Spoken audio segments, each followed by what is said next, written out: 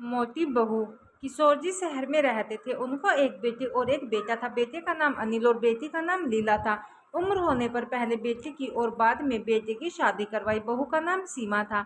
शादी के 2-3 सालों में ही सीमा का वजन काफी बढ़ गया था और वह पहले से दुगनी मोटी दिखने लगी थी। इस मोटापे की वजह से सीमा को कई लोगों के ताने सुनने पड़ते थे।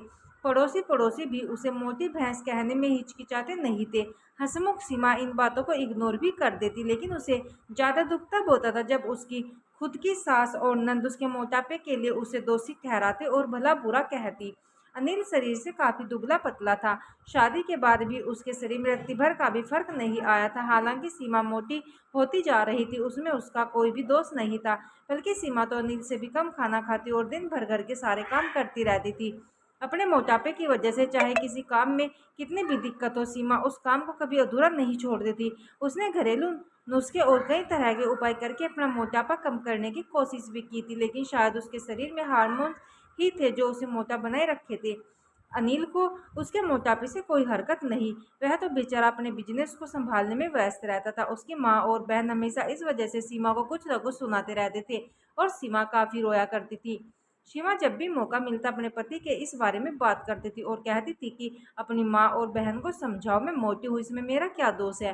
पूरी दुनिया मुझे कुछ भी कहे, मुझे फर्क नहीं पड़ता, लेकिन जब मेरे अपने ही मुझे भला बुरा कहते हैं तो मुझे काफी दुख होता है। ऐसे ही दिन बीते चले गए। एक दिन सीमा की सास ताजी हवा लेने के लिए जब टेरेस पर गई हुई थी, तब वापस लौटते समय उसका पैर फिसला और सीढ़ियों से वह गिर गई। भाग्य से वह बच गई, लेकिन उसके पैर में बड़ा फ्रैक्चर आया। उनको अब एक जगह से दूसरी जगह जाने में भी काफी दिक्कत होने लगी। बिना किसी के सहारे के वह ऐसा कर ही नहीं पा रही थी। जिस मोटी बहू को वह रोजाना ताने मारती थी, आज वही बहू उसका हर काम कर रही थी और उन्हें एक जगह से दूसरी जगह ले जा रही थी। उनका खुद का वजन भी 75 किलो था, जो उनके बेटे अनिल के लिए भी उठा पाना संभव नहीं था।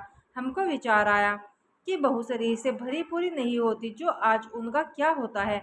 सीमा की सास को सीमा के साथ किए हुए अपने बुरे बर्ताव के लिए पछतावा होने लगा। उन्होंने एक दिन मौका देखकर इस बात के लिए सीमा से हाथ जोड़कर माफी भी मांगी। सीमा ने कहा, अरे मालिक, आप क्यों माफी मांग रही हैं? आप मुझे समझने लगी, मेरे लिए इतना ही बहुत है। उस दिन के बाद सीमा के साथ में कभी भी उसे उसकी मोटापे की वजह से एक शब्द नहीं बोला, बल्कि वो तो उन लोगों से लड़ जाती थी जो सीमा को मोटी कहकर उसकी बुराई करते थे। सीमा की नंद भी इस घटना के बाद उसे इस विषय पर कुछ भी ना कह सकी।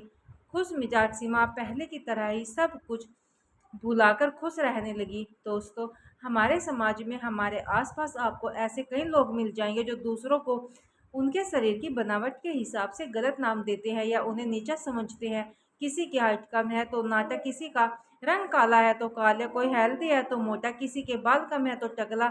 हमें ऐसी सोच को पूरी तरह खत्म करना होगा और यह समझना होगा कि बाहरी स्वरूप ज़्यादा मायने नहीं रखता, मायने रखता है भीतरी खूबसूरती, स्वभाव और विचार। दोस्तों, कहानी अच्छी लगे तो प्लीज़ लाइक, शेयर और चैनल को सब्सक्राइब जरूर कर दीजिएगा। धन्यवाद।